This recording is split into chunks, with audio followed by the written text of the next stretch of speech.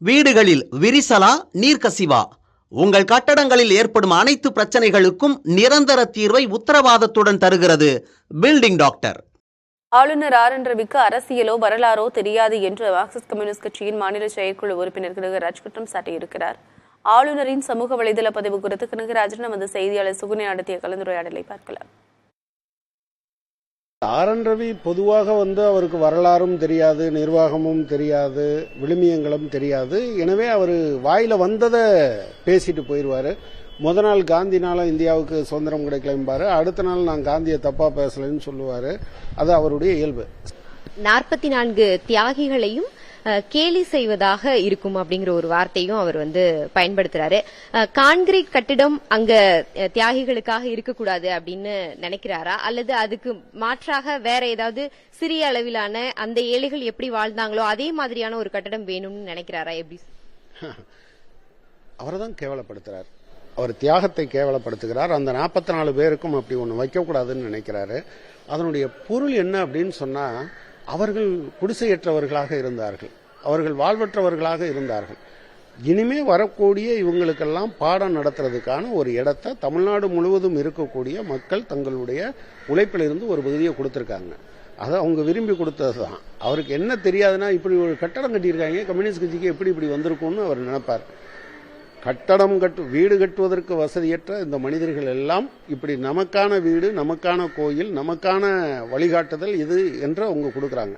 எனவே அதை அவமானப்படுத்த வேண்டும் என்பதற்காக தான் அவர் சொல்றாரு. அவர் சொல்றதுல அரசியலை தவிர குறைந்தபட்சம் ஒரு தியாகிகளை மதிப்பதோ அல்லது குறைந்தபட்சம் இந்த மாதிரியான பிரச்சனைகளுக்கு தீர்வு காண வேண்டும் என்கிற உண்மையான நோக்கமோ அதுல இருந்தது கிடையாது. எனவே அவர் தான் தியாகிகளை அவமதிக்கிறார். ஆளுநர்னு அவரை சொல்ல மாட்டேன், அதுக்கு தகுதியற்ற நபர் அவர். ஆர்.என். ரவி தமிழ்நாடு முழுவதும் இதுவரை தேடாதவர்களை வெண்மணி என்னன்னு தேட வச்சிருக்கார். சங்கரையா பெரிய தலைவர் அப்படிங்கிறது எங்களுக்கு மட்டும்தான் தெரியும்.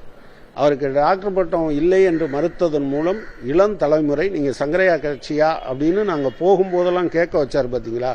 அவருக்கு அந்த வகையில நன்றி சொல்லணும். வெண்மணியை தேடுங்கள், இளைஞர்கள் தேடுவார்கள், தேடி அவர்கள் கண்டடைவார்கள். அதன் மூலம் புதிய தமிழகத்திற்கான ஒரு போராட்டத்தை அவர்கள் முன்னெடுப்பார்கள்.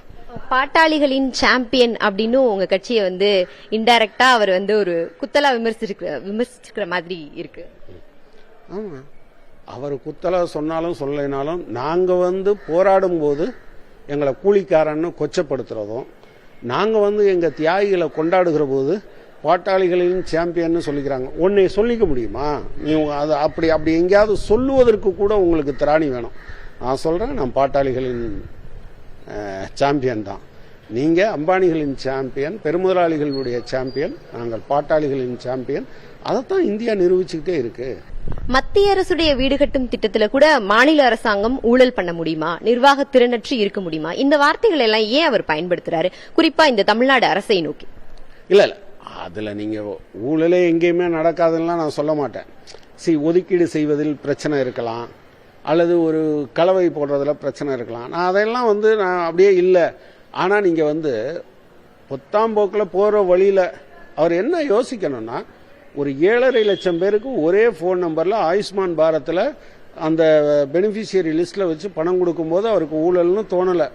எனவே பிரச்சனை என்னன்னா, ஊழல் இருந்ததா இல்லையான்னா நீங்க ஸ்பெசிபிக்கா சொல்லுங்க, இதுல ஊழல் இருக்கு, எனவே இங்க ஒதுக்கீடு செய்ததில் பணக்காரர்களுக்கு ஒதுக்கீடு செஞ்சிருக்கீங்க, நீங்க தலித்துகளுக்கு இத்தனை சதவீதம் ஒதுக்கீடு பண்ணணும், அதை பண்ணாம விட்டீங்க, அப்படி ஏதாவது சொல்லணுமே தவிர போற போக்கிலாம் ஒன்றிய அரசின் திட்டமோ மாநில அரசின் திட்டமோ சில அதிகாரிகள் அங்கெங்க இருப்பாங்க, தப்பு பண்ணுவாங்க, கண்டுபிடிக்கணும், சரி பண்ணணும்.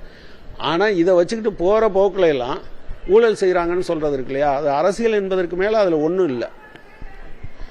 ஒன்றிய அரசின் வீடு கட்டும் திட்டத்தில் கூட தமிழ்நாடு அரசு ஊழல் செய்கிறது, பொறுப்பற்று நடந்து கொள்கிறது என்பது மாதிரியான விமர்சனங்களை அவர் தவிர்க்க வேண்டும். அரசியலுக்காக மட்டுமே அவர் இதை போல் சொல்கிறார். அப்படி ஏதாவது இருக்கும் பட்சத்தில் அவர் குறிப்பிட்டு என்ன தவறு என்பதை சுட்டிக்காட்ட வேண்டும் என்பது திரு கனகராஜ் அவருடைய கருத்தாக இருக்கிறது. புதிய தலைமுறைக்காக ஒளிப்பதிவாளர் அஸ்வினுடன் சுகன்யா. வீடுகளில் விரிசலா நீர்க்கசிவா?